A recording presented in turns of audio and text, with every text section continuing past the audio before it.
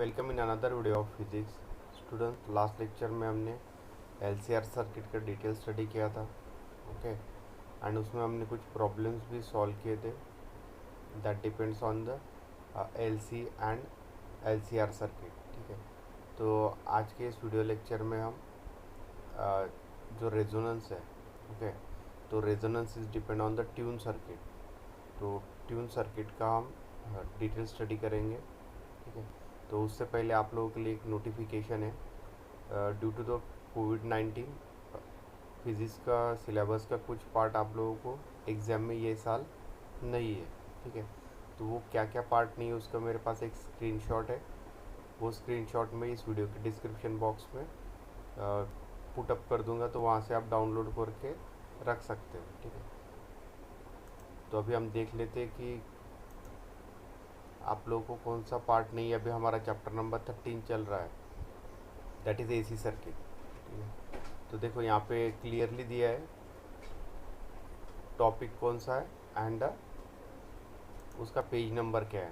ठीक है, तो हमारा एसी सर्किट चैप्टर चल रहा है अभी 13, तो उसमें एसी जनरेटर। ठीक है, तो एसी जनरेटर 13.2 ये आपको सिलेबस में नहीं है ये साल। ठीक है, इसमें कोई क्वेश्चन नहीं आएगा एग्ज़ाम में। सेकंड जो है 13.6 पावर इन एसी सर्किट, जो अभी हम लेने वाले थे। ठीक है, मीन्स अभी जो हमारा नेक्स्ट टॉपिक स्टार्ट होता 13.5 हो चुका है हमारा। ठीक है, तो ये भी आपको नहीं है, मीन्स पूरा टॉपिक नहीं, इसके साथ जो सब टॉपिक्स रहेंगे पावर इन एसी सर्किट में, जैसे मैंने लास्ट वीडियो लेक्चर में बोला कि आपको उसमें कैपेसिटर, इंडक्टर, रेजिस्टर सबका पावर का स्टडी करना है। ठीक है, सो एबीसी, तो सभी टॉपिक्स नहीं है, मीन्स पूरा मेन टॉपिक आपको नहीं है पावर इन एसी सर्किट का। पेज नंबर दिया है 297 टू 299। ठीक है, उसके बाद नेक्स्ट जो है 13.9 sharpness of resonance, that is a Q factor. Q factor is quality factor 302 and 303 page number पे, तो ये भी आपको नहीं है। Then last one choke coil 13.10, so it is on the page number 303, तो ये भी टॉपिक आपको इस साल नहीं है एग्ज़ाम में। ठीक है, तो ये टोटल 1 2 3 4, तो 4 टॉपिक्स आपको स्टडी नहीं करना है रिगार्डिंग द एसी सर्किट। ठीक है, तो अभी मैं आपको बुक पे दिखा देता हूँ कौन सा पार्ट आपको नहीं है। ऐसे सभी चैप्टर दिए, देखो 12 14 15, अभी लास्ट जो चैप्टर है सेमीकंडक्टर, उसमें आपको जेनर डायोड नहीं है यहाँ पे 16.3.1। ठीक है, तो ये टॉपिक नहीं, तो ये आपके पास होना चाहिए एक नोट। ठीक है, कि आपको क्या पढ़ना है, क्योंकि ओनली 75% सिलेबस इज़ देयर। देखो यहाँ पे नोटिफिकेशन दिया हुआ है लास्ट में, ड्यू टू द कोविड-19 pandemic situation and the social distancing, it may be difficult to complete even 75% practicals and activities. Hence, for this year 2020-21, the students are required to perform only 60% of practicals and activity. ठीक है, तो ये जो syllabus है ये 75% तक ही रहेगा आपको। ठीक है, 25% रिड्यूस कर दिया है। ठीक है, तो आप ये देख लीजिए, सबके पास ये होना चाहिए। ठीक है, नहीं तो आप लोग क्या करोगे, इसमें से जो पार्ट नहीं आने वाला है, ठीक है, वो भी आप स्टडी कर लोगे। ठीक है, तो उसका कोई मीनिंग नहीं है। तो ये सभी चैप्टर्स दिए, it is only for physics. ठीक है,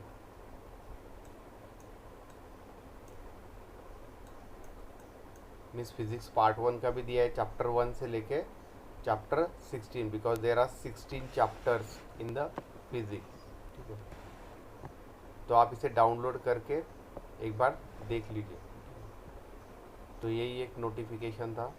then we start with the our syllabus. देखो ये टॉपिक हमने देखा था कि पावर इन एसी सर्किट। ठीक है, ये आपको नहीं है, तो भी इसमें कौन सा पार्ट नहीं है, ए पार्ट। ठीक है, ये भी नहीं आपको, B part for inductor, then C part capacitor, average power in capacitor, then power in LCR, D part. तो ये पूरा टॉपिक आपको नहीं है, पेज नंबर दिया है वहाँ पे। देन नेक्स्ट टॉपिक जो आज के वीडियो लेक्चर में कवर करेंगे हम, वो एलसी ऑसिलेशन है। पावर के बाद जो नेक्स्ट टॉपिक दिया जो आपको सिलेबस में नहीं है वो है sharpness of resonance quality factor 13.9।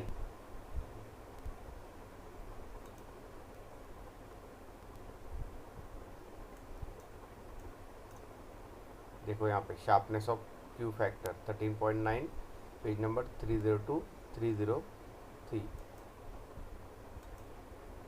तो ये 13.9 है, तो ये भी नहीं है आपको सिलेबस में क्वालिटी फैक्टर, ठीक है। एंड उसके बाद लास्ट जो टॉपिक है 13.10 चोक कॉइल, ये भी आपको सिलेबस में ये साल नहीं है। तो यहाँ पे दिया चोक कॉइल 13.10, पेज नंबर 303। तो 303 पेज नंबर पे ये लास्ट टॉपिक आपको नहीं है। मीन्स इस यूनिट के अभी हमारे दो ही टॉपिक बचे हैं, LC oscillation and resonance, electric resonance. So we start with the LC oscillation.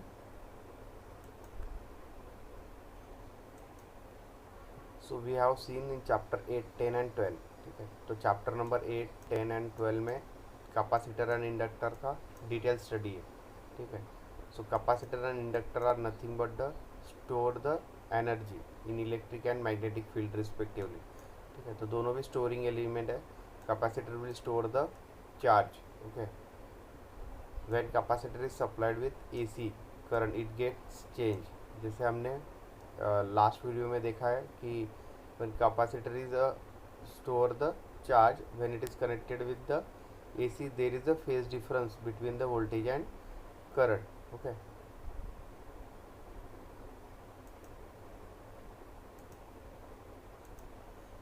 तो कैपेसिटर एक बार फुल्ली चार्ज होने के बाद अगर वो सर्किट में इंडक्टर भी कनेक्टेड है, when the circuit capacitor is connected with the inductor, in that case this is capacitor symbol, this is inductor. When this capacitor is fully charged and it is connected in series with the inductor, so that charge can be transformed to the inductor. तो इसमें जो charge store है Q in capacitor, when it is fully charged, that charge will be transferred to the inductor. The charge is transformed to the inductor and current start flowing through the inductor, and due to that current I will be flowing through the inductor, okay. So that is the basic mechanism. Because of increasing current there will be change in magnetic flux.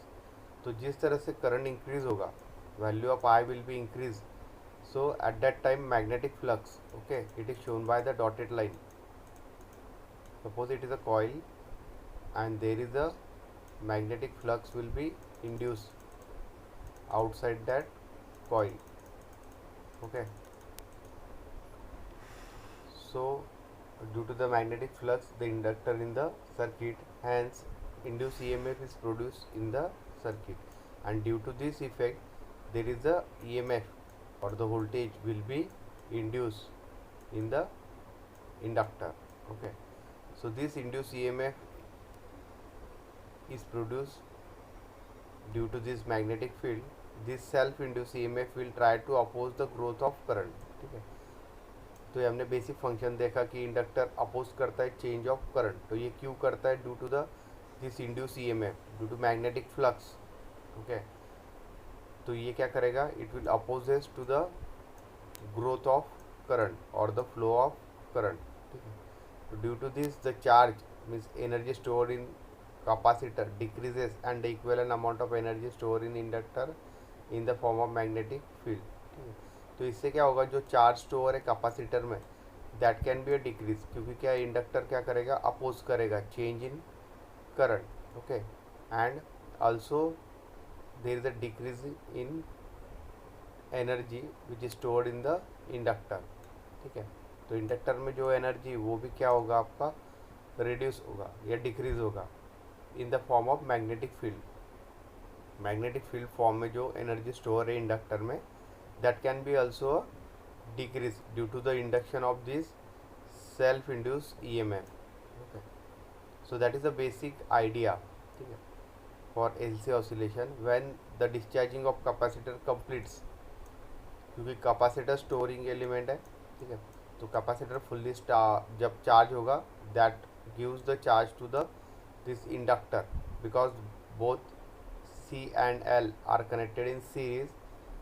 Then after that, when capacitor is discharged completely, all the energy stored in capacitor will be stored in the inductor. तो जैसे ही ये capacitor charge पास करेगा inductor में, सो it will be a fully discharge, ठीक है, सो it will be a discharge and all energy stored in will be stored in the inductor. The capacitor will become fully discharged, whereas the inductor will be storing all the energy, ठीक है। तो जैसे ही ये पूरा charge pass कर देगा inductor को, ठीक है, so capacitor is discharge but inductor is charge, ठीक है। तो ये चार्ज होगा, means charge means it store the energy basically. The capacitor will become fully discharged where inductor will store all the energy, ठीक है। so as a result of this, तो इसका result क्या होगा, the inductor will start charging the capacitor. तो उसके बाद क्या करेगा, inductor will start charging, because capacitor ने फर्स्ट चार्ज पास कर दिया इंडक्टर को, so inductor is fully charging, okay, और चार्जिंग और storing the energy that is get from the capacitor, but after that your inductor will charge your capacitor, because capacitor क्या होगा, सबसे पहले अगर चार्ज पास करेगा इंडक्टर को, so that will be a discharge stage, ठीक है। उसके बाद इंडक्टर क्या करेगा, जो एनर्जी स्टोर है उससे वो क्या करेगा, अगेन कैपेसिटर को चार्ज करेगा, so that is the result. So the current and magnetic flux link with the inductor start decreasing, therefore an induced EMF is produced which recharges the capacitor in opposite direction, but direction will be opposite, ठीक है। means capacitor is a, suppose electrolytic capacitor, this is positive plate, it is a second one is the negative plate, okay, and inductor is connected. So first time it is in clockwise direction, means it gives the charge to the inductor, okay. So after discharging this capacitor, inductor will charge the capacitor again, but its polarity will be different. Suppose it's charging from positive to negative, then it will be a charge from negative to positive, means this plate will be a positive and this plate will be a negative in that case, okay, in opposite direction. This process of charging and discharging of capacitor is repeated and energy is taken from the source. तो ये जो process है charging and discharging of capacitor, it will be a continuous process and take the energy from the source which is connected across this capacitor and inductor, and due to that oscillation, there is a oscillation between capacitor and inductor, ठीक है। means capacitor will be charged, then after that it will give that charge to the inductor, then inductor will store that charge, at that time capacitor is discharged, again inductor will charge your capacitor, okay। अगर थोड़ी देर के बाद क्या होगा, वापस से capacitor will be discharge by giving all the charge to the inductor, ठीक है। Inductor will be charge, again it will charge the capacitor, तो ये चलता रहेगा charging and discharging of capacitor, and the energy will be taken from the source, तो जो source connect किया रहेगा between the capacitor and inductor, ठीक है, तो वहाँ से कैपेसिटर क्या होगा, चार्ज होगा। When a charge capacitor is allowed to discharge through a non resistive inductor, electrical oscillation of constant amplitude and frequency is produce. तो ये जो कैपेसिटर है that is allowed to discharge through a non resistive inductor, means जिस inductor में resistance कम है, means it is also coil, inductor is also coil that consist of resistive properties, okay। So अगर वो नॉन रेजिस्टिव है means उसका जो inductance उसका जो रेजिस्टेंस है that will be a minimum, so it will give the constant amplitude frequency and oscillations. ठीक है, तो ऑसिलेशन इस तरह से होते हैं।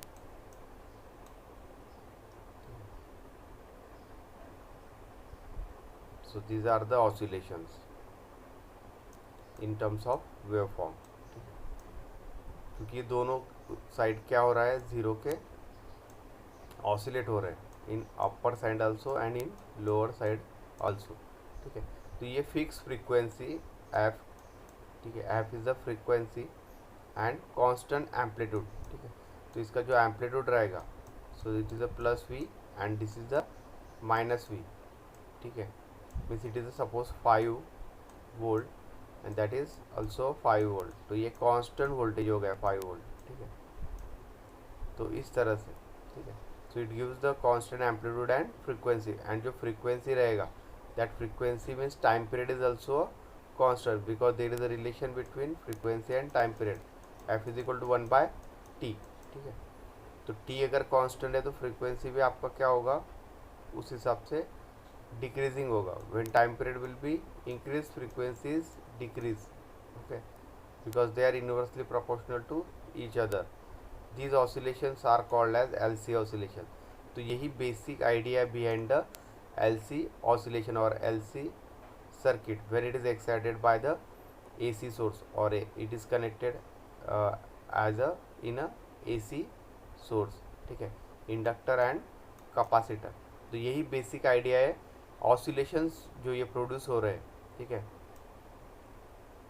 उसकी भी एंड यही आइडिया है। ठीक है, बेसिकली कैपेसिटर डिस्चार्ज होता है, टोटल चार्ज प्रोवाइड करता है इंडक्टर को, then inductor will again charge the capacitor due to the self EMF induced in the this inductor। ठीक है, and due to that oscillations are created in the circuit।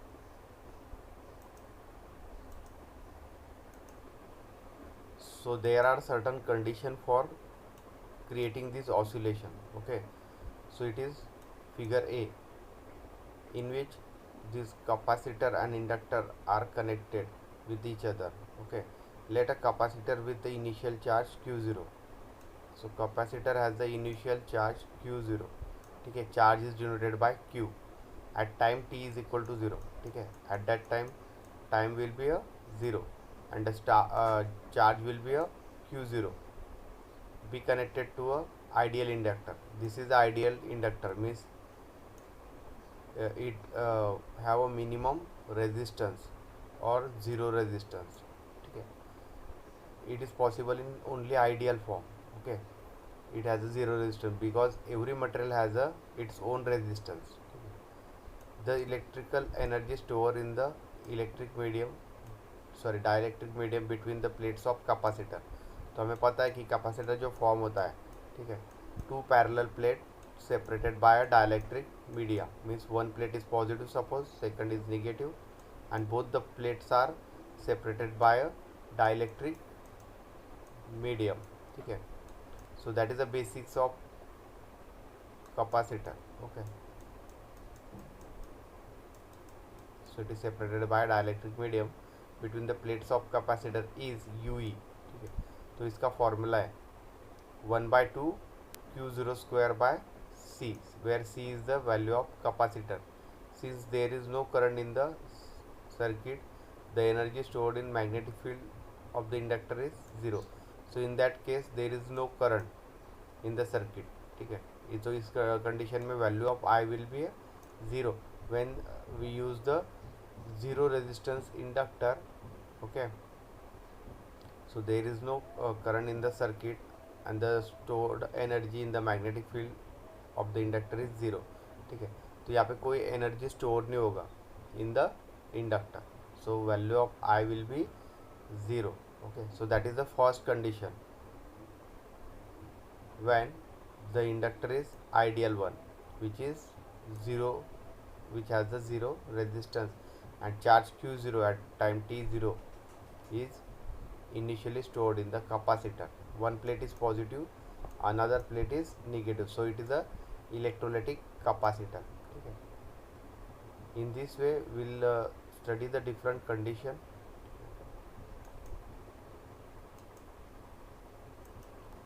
तो आज का ये video lecture हम यही एंड करते हैं। नेक्स्ट लेक्चर में हम एलसी ऑसिलेशंस के जो और भी कुछ कंडीशंस है, ठीक है, तो उसका हम डिटेल स्टडी करेंगे and then we start with the new topic electric resonance.